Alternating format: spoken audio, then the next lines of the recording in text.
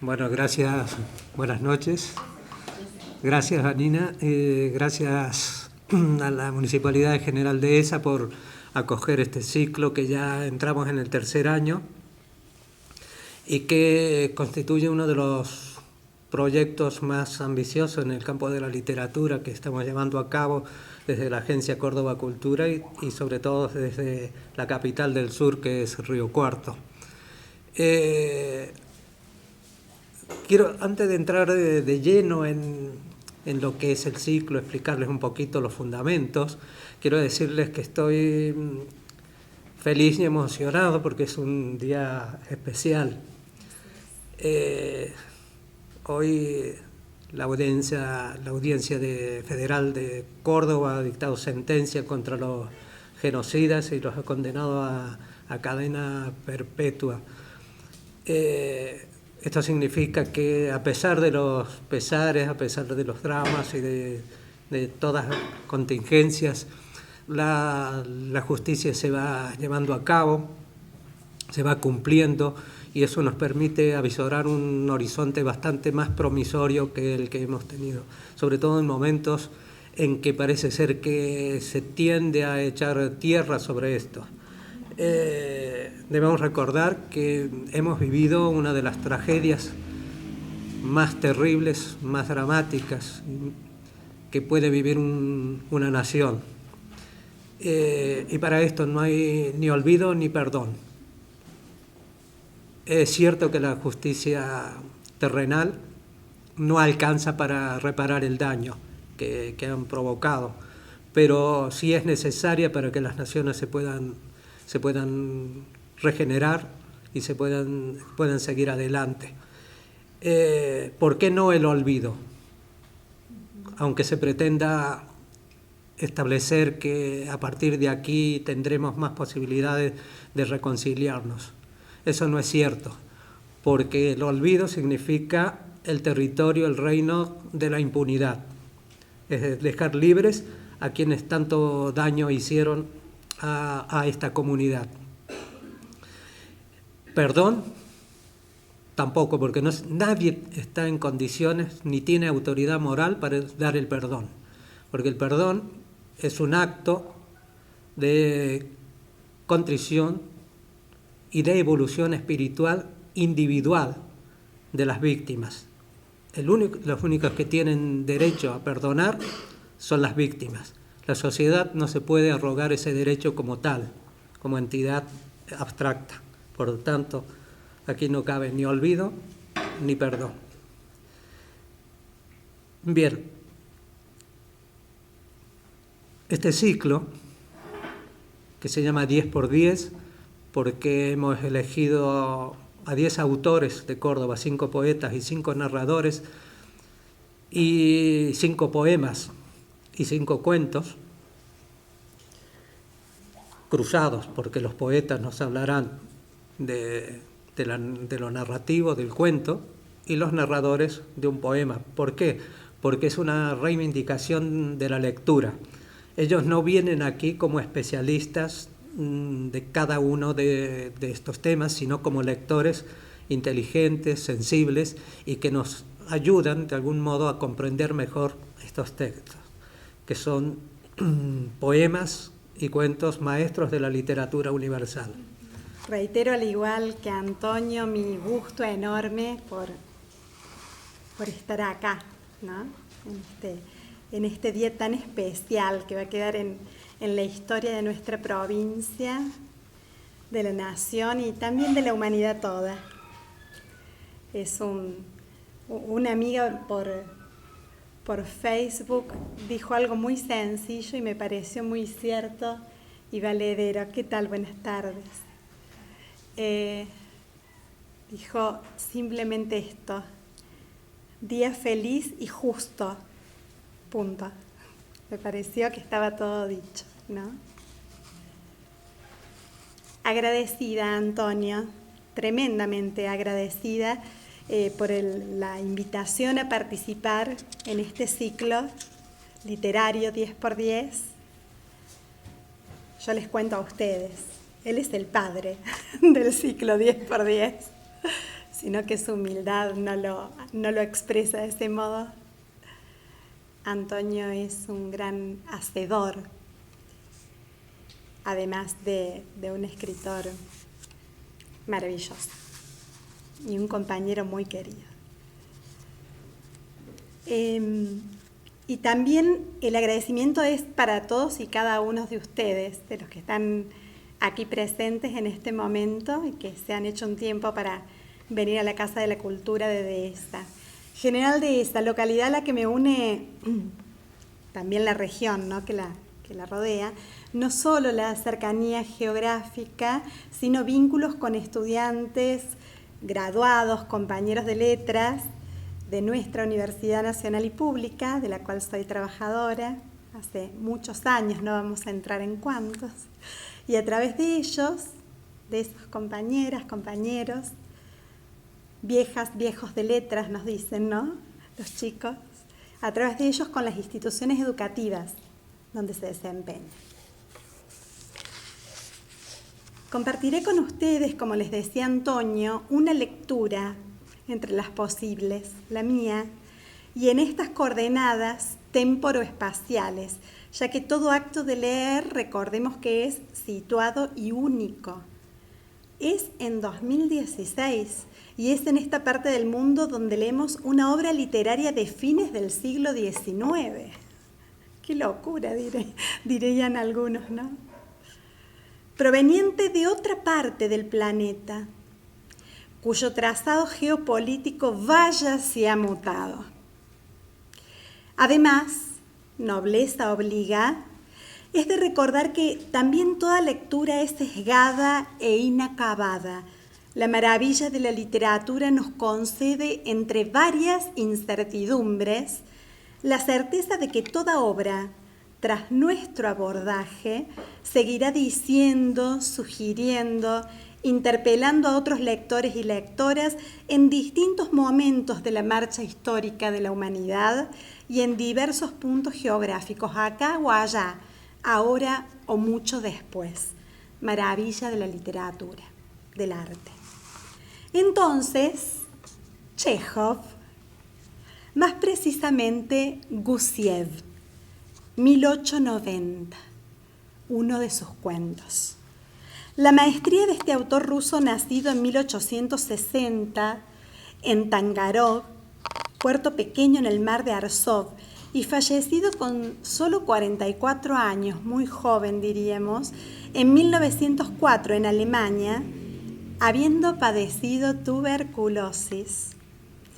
Es desplegada tanto en su cuentística, marcadamente prolífica, más de 500 relatos, considerando lo joven que falleció, ¿no?, como en sus creaciones dramatúrgicas. De hecho, el cuento que nos convoca en esta ocasión fue llevado a la representación teatral.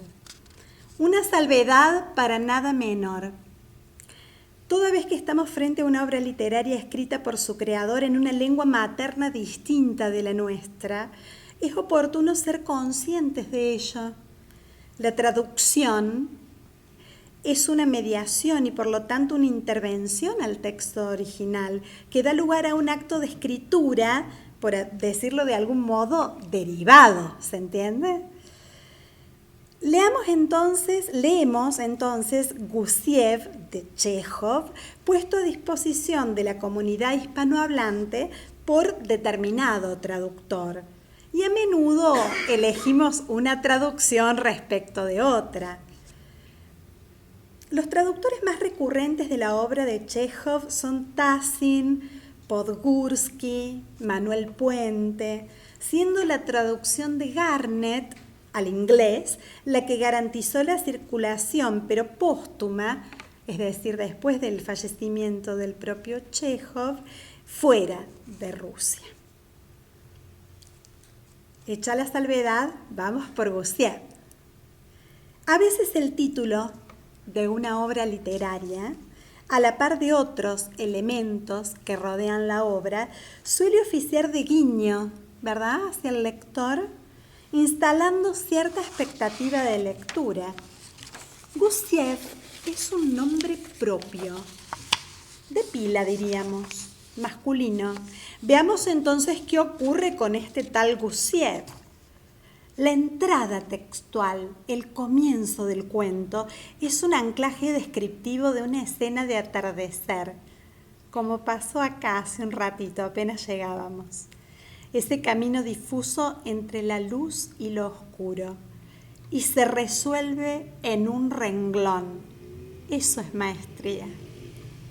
No han pasado frente a los ojos del lector ni una docena de palabras y la mirada narrativa recala en Gusiev. Soldado raso, se nos dice. Al nombre propio que nos suministró el título se le agrega una etiqueta del personaje por demás contundente. Contundencia en soldado, que nos remite a la milicia como institución, como práctica social, pero por si fuese poco, contundente también es la ubicación de este Gusiev en tanto personaje en la precisa jerarquía militar. El grado más bajo, soldado raso, al ras de la cadena de mando. No entra en escena en este cuento de Chejov como un gran hacedor, como un actor definido por constituirse en motor de la acción, como acontece en otros cuentos. ¿Será pasivo receptor del hacer de otros, superiores, jerárquicos ellos? Soldado que vuelve a casa, ¿será con honores del combate y halo de triunfo? Hollywood nos tiene acostumbrados a ello. Retornos de la guerra, de alguna de las tantas. Un tópico visitado por la ficción tanto literaria como cinematográfica y por los formatos audiovisuales más contemporáneos, por ejemplo, de las series. El cuadro narrativo prototípico podría resumirse así: soldado va a la guerra, guerrea, muere o sobrevive, vuelve a casa, muerto o vivo, o no vuelve. Algunas consideraciones respecto de lo anterior. En la lógica de los posibles, de las posibilidades, puede presentarse en un relato varias de estas opciones o su combinación, o significar por su ausencia o por su escaso o nulo lugar en el relato. Las particularidades de cada cuento, del narrador, esa voz narrativa, del manejo de la información, de cómo se construyen los personajes, serán algunas de las decisiones que tomará el escritor, creador literario de un cuento sobre soldados. En todos, y después me arrepentí de la generalización y puse entre signos de pregunta, todos los casos, la convención de lectura equipara la vuelta a casa con el regreso a la patria, pertenencia identitaria, si las hay, además que suelo natal. La ida a la guerra, a la confrontación bélica, puede asumir las formas de la voluntad personal, del mandato familiar, de la obligación ciudadana, entre otras, o todas ellas juntas. Una de las cuestiones interesantes, a mi modo de ver, para leer, es decir, para ese encuentro entre un lector y una obra literaria que la cultura y la teoría han dado en llamar lectura, sería preguntarnos cómo retorna Gusiev, ¿sí? Luego del horror de estirpe violenta del campo de batalla, retorna. Inconmensurabilidad de la guerra.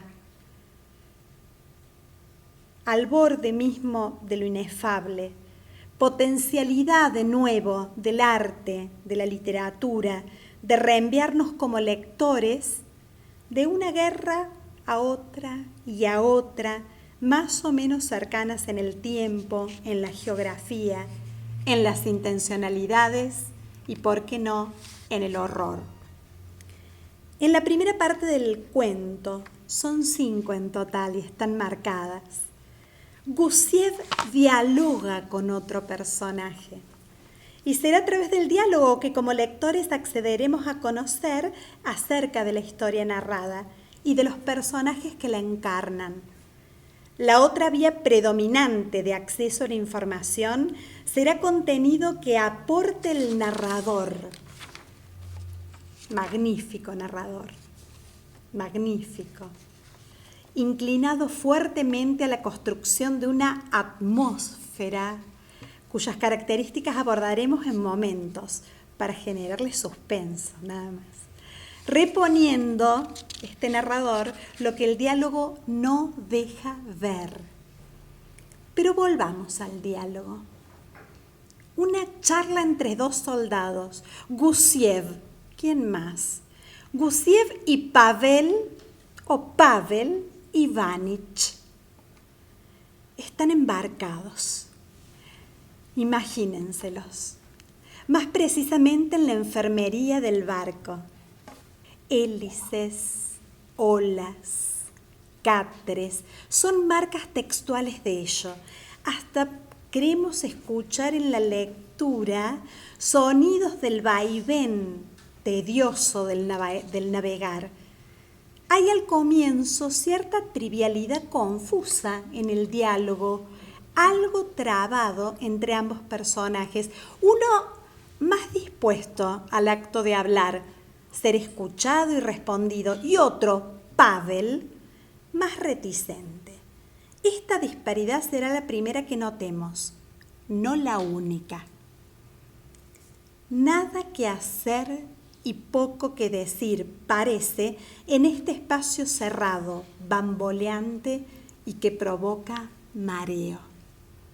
Entonces, ese narrador que anticipáramos hace unos momentos nos ofrece libre acceso a pensamientos a la deriva de Gusiev, como si en su omnisciencia, en su saberlo todo, respecto de su personaje, leyera sus pensamientos y divagues, los asumiera casi como propios en una voz prácticamente fundida, que a menudo derrapa de la racionalidad convencional. Pero el devenir del pensamiento de Gusiev se refugia rápidamente en otro lugar fuera del barco vapor. Su lugar de existencia en el mundo, donde nació, lugar al que regresa. Otro vaivén de su palabra, interior o exterior. Y de una rápida pincelada, también se nos dice que han sido 15 los años de servicio de Gusiev en Medio Oriente. Sigue pintando con palabras Chekhov y asistimos al dibujo mental y sensitivo de la aldea de Gusiev. Cito: la nieve, la fábrica de porcelana, el trineo del hermano, niños abrigados.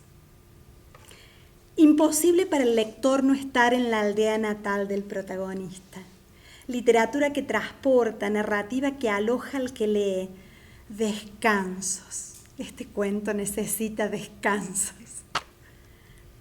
Gusiev reza por esos niños de su familia, y esa plegaria es un acto de habla que lo conforma como un actor creyente en la protección de un ser superior, otra jerarquía más.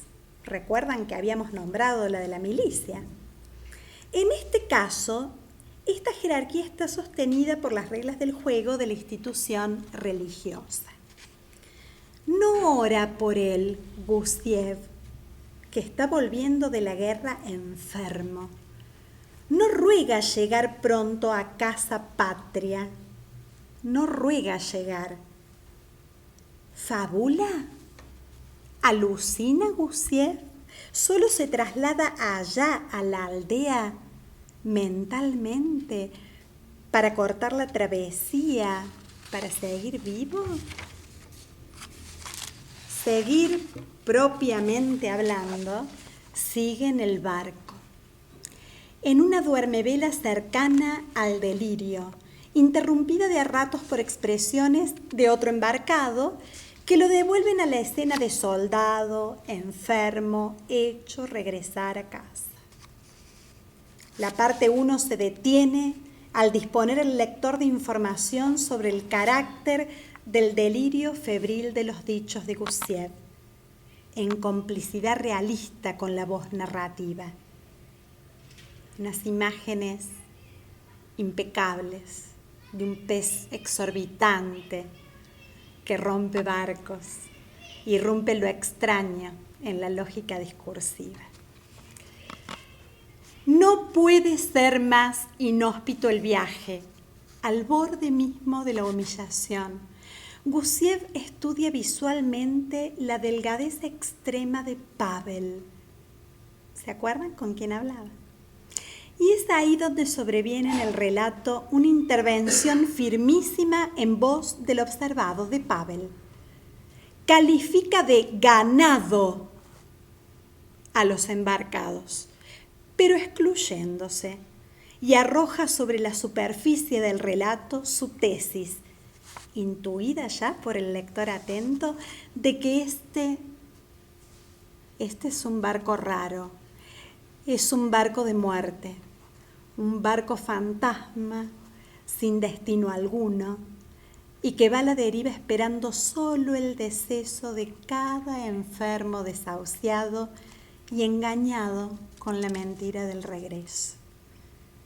Muertos en vida, maquillados de soldados licenciados o dados de baja, la pesadilla letal de la tuberculosis.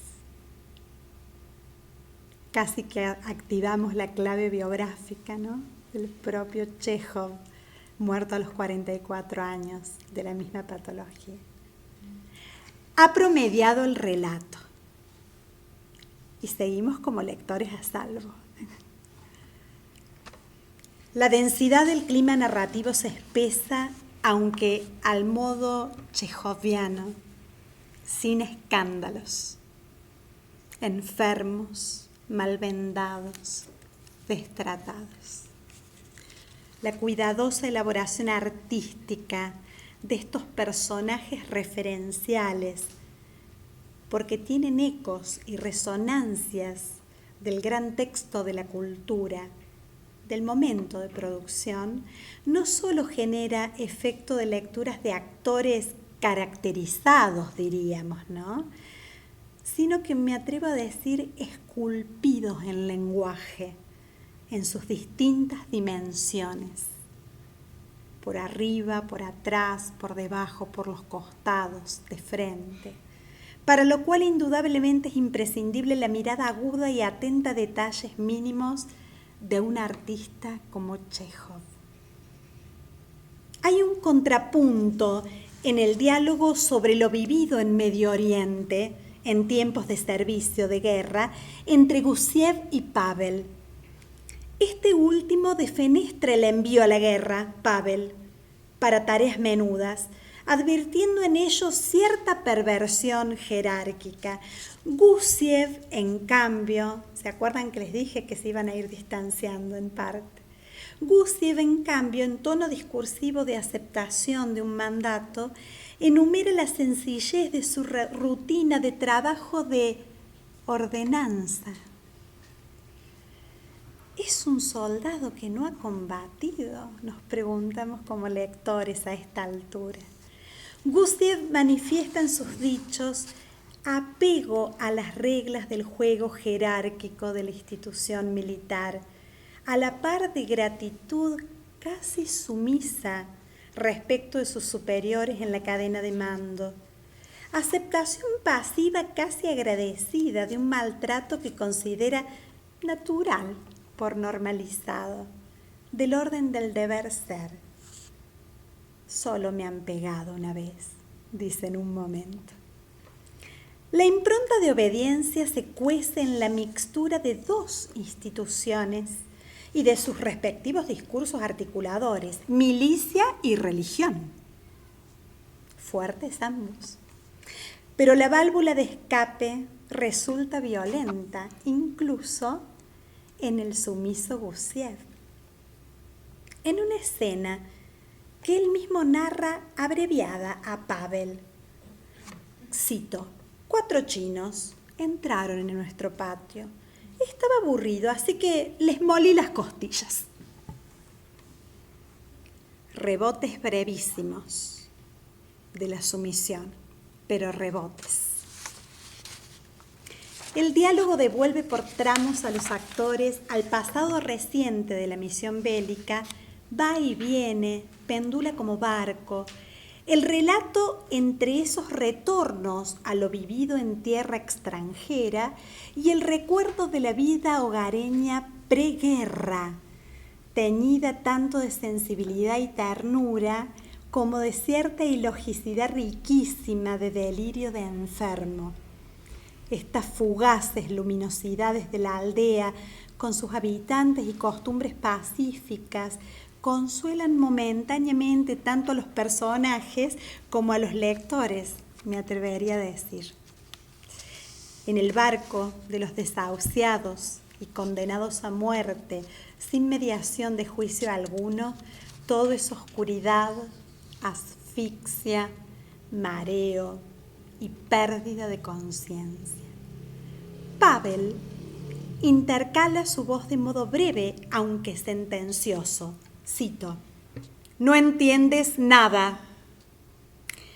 Esta descalificación hacia Gusiev queda zumbando en el lector, en el oído del lector, hasta casi el final del cuento, que otorga razón a esta denuncia del no saber.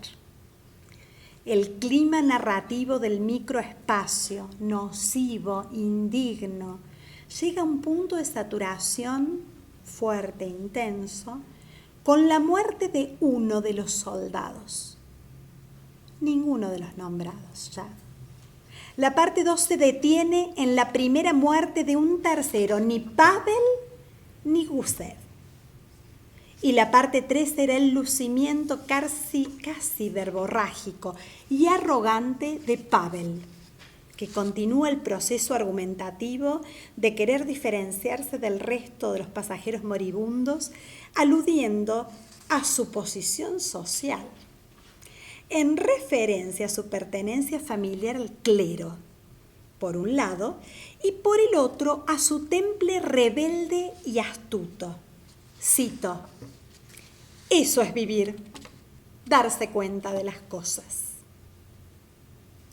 Aún al borde de lo soportable y con el tiempo que pasa de modo espeso, crece la depreciación de Pavel hacia el resto de la comitiva, en el eje de la ignorancia y ausencia de conciencia respecto de lo que están viviendo.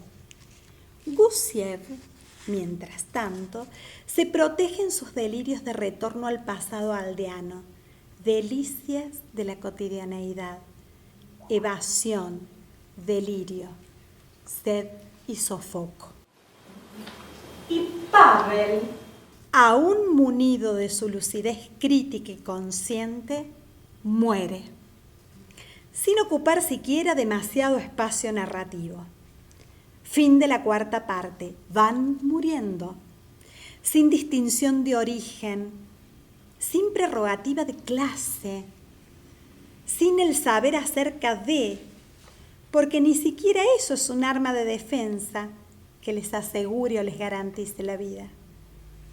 Gusiev pasa de preguntarse si Pavel irá al cielo o al infierno, culpa-castigo para el hereje rebelde, y preocuparse por lo que le espera a su familia, a recibir por parte de otro soldado herido un anuncio letal.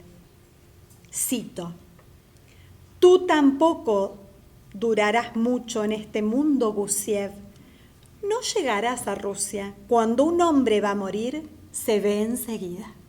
Fin de la cita. Pareciera que cada parte, marcada como tal en el relato, fuese una especie de ordenador del paso ineludible tanto del día a la noche y al día y a la noche, como del tránsito vida-muerte. Una pátina transparente pareciera también ser el pacto de lectura realista, naturalista, que activa un verosímil, que hace que el lector lo crea, estabilizando esta mirada que en Chejov no es sancionadora, sí contemplativa y profundamente humana. Se activa, decíamos, la creencia del lector y cada uno de nosotros, hace como si asistiera a la enfermería del barco, a la fiebre de los moribundos, a la réplica de las voces de los que dialogan, a las muertes. Ahogado física y existencialmente, Gusiev pide ser llevado a cubierta donde se amontonan como bultos soldados y marineros. Se devela, a esta altura del relato, el destino de Pavel, arrojado al mar en una bolsa.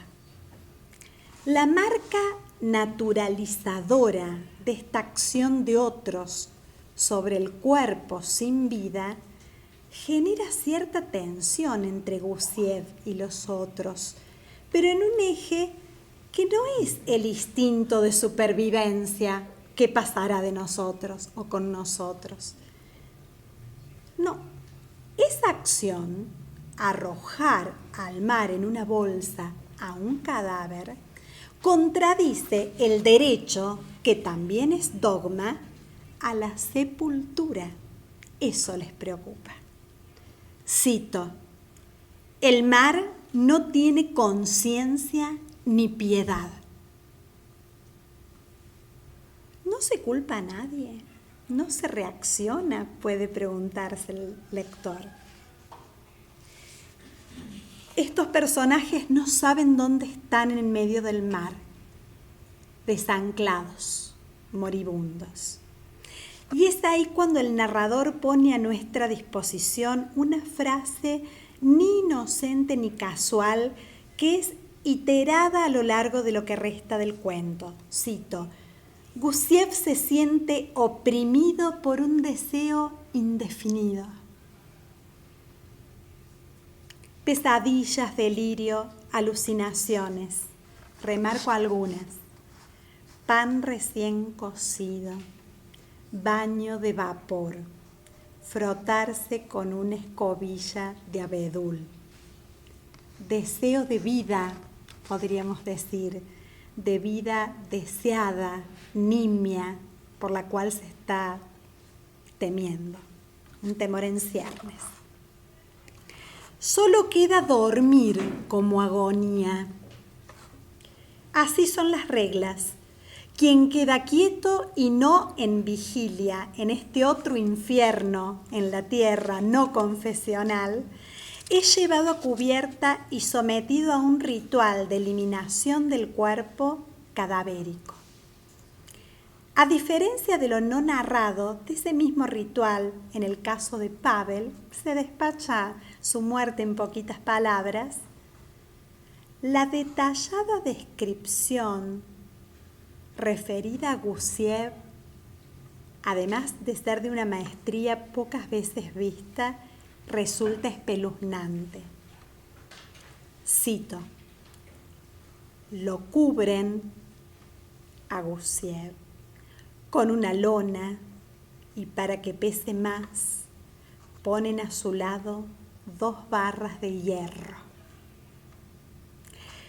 Resulta dolorosa y conecta inevitablemente con la miserabilidad de la consideración de flaco desecho de guerra, no solo desecho, flaco desecho de guerra.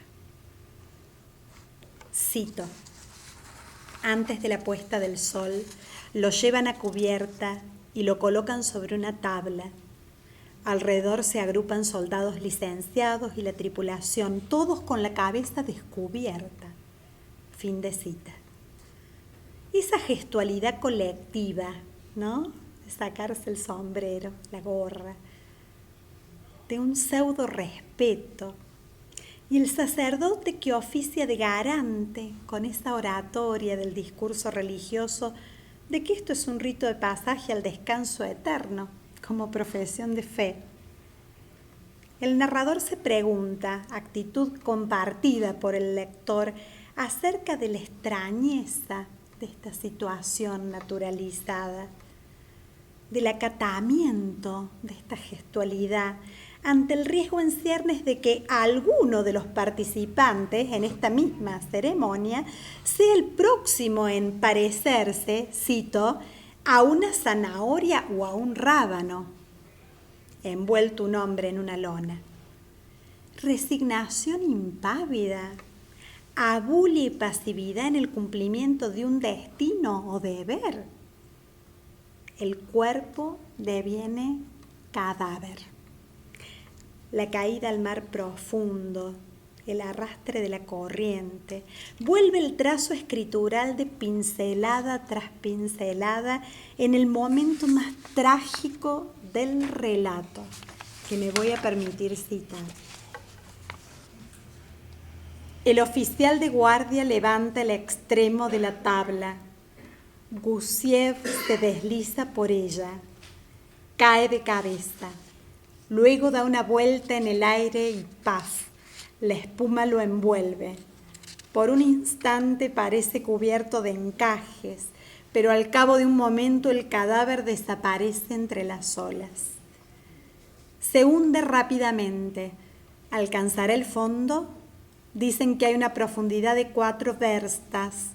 Cuando ha recorrido 8 o 10 sastens, el cuerpo ralentiza su caída, se balancea rítmicamente como si vacilara y arrastrado por la corriente se desplaza más deprisa de lo que se hunde. Pero de pronto se topa en su camino con un banco de peces de los llamados pilotos. Al ver un cuerpo oscuro, los peces se detienen, como petrificados, y al punto se dan la vuelta todos a una y desaparecen. No ha pasado ni un minuto cuando, rápidos como flechas, se lanzan de nuevo sobre Gusiev y empiezan a zigzaguear a su alrededor. Después aparece otro cuerpo oscuro. Es un tiburón. Con aire altanero y displicente, como si no hubiera reparado en Gusiev, pasa por debajo del cadáver que cae sobre su lomo. Luego el escualo se da la vuelta y con la panza hacia arriba retosa en el agua tibia y transparente, abriendo con languidez su mandíbula con 2 hileras de dientes. Los pilotos están embelesados. Se detienen y contemplan la escena. Tras jugar con el cadáver, el tiburón acerca con desgano las fauces. Roza cuidadosamente con los dientes la parte inferior. La lona se desgarra a lo largo de todo el cuerpo, de cabeza a pies. Una de las barras cae, asustando a los pilotos. Golpea al tiburón en un costado y se hunde rápidamente. Fin de cita. Wow, ¿no? Cuerpo, cadáver, bulto, desecho hundido, presa de depredador natural. Cabe remarcarlo, hay tanta naturalidad en el escanciado del relato y el registro del lenguaje en la actitud instintiva, ni buena ni mala, del tiburón, cuanto de crueldad inocente, si ello fuese posible, en esos pilotos embelesados que se detienen y contemplan la escena. Y en cuanto como lectores, donde detuvimos la cita, nos predisponemos a la sumatoria de detalles cruentos, aunque naturalizados, el foco de mira y de atención se traslada rápidamente al dibujo casual y juguetón de la naturaleza. Cito: durante ese tiempo, en la superficie del lado del poniente se amontonan las nubes. Una de ellas parece un arco de triunfo, otra un león, una tercera unas tijeras. Por detrás de las nubes surge un ancho rayo verde que se extiende hasta la mitad del cielo. Poco después aparece a su lado uno violeta, a continuación uno dorado, luego uno rosa. El cielo se vuelve de un lila suave. Al contemplar ese cielo espléndido y fascinante, el océano empieza a ensombrecerse, pero pronto adquiere unos colores delicados, alegres, apasionados, que apenas se encuentran definición en el lenguaje de los hombres. Fin de la cita. Correr el centro de atención narrativa del horror a la belleza natural constituye no solo un remate por demás certero, una marca de fuego de autor, tal vez también casi piedad no dogmática, sí profundamente humana, o pudor también humanístico frente a la atrocidad dada por sentado, devenida en espectáculo. Quizá también la combinación de ambas plumas en el mismo Chekhov, la de dramaturgo, ¿no?, en la construcción teatral de escenas y climas narrativos por demás tensos bajo aparente calma, y la del cuentista experto en el dibujo, insistiendo con esta plasticidad de personajes del mundo narrado, con mirada aguda y consciente, pero no moralista, más inclinada a la presentación de diálogos donde las voces den sus puntos de vista sobre el mundo, bien distintas, que a la sanción doctrinal propias del contexto sociocultural de la Rusia imperial. Tal vez todo ello haga de Gusiev un cuento francamente inolvidable, por conmovedor, por profundamente humano, que no priva a quien lee de la contemplación del desamparo y de la indefensión, más allá incluso de la tiranía de la narrativa breve. No es una novela. Los invito de verdad, auténtica y apasionadamente, a leerlo, y a quienes lo leyeron a revisitarlo, pero además a darlo a leer a otros, a los estudiantes, a amigos, a conocidos. Tal vez presentándolo como el cuentista que se atrevió a escribir, a narrar en clave realista, un realismo afincado más en estados de ánimo de los personajes construidos que en los devenires de la acción argumental, acerca de aquello, cito, aquello que apenas encuentra definición en el lenguaje de los hombres, al decir de Anton Chekhov, en este cuento cuya lectura les compartí, que se llama Gusiev. Muchas gracias por oír.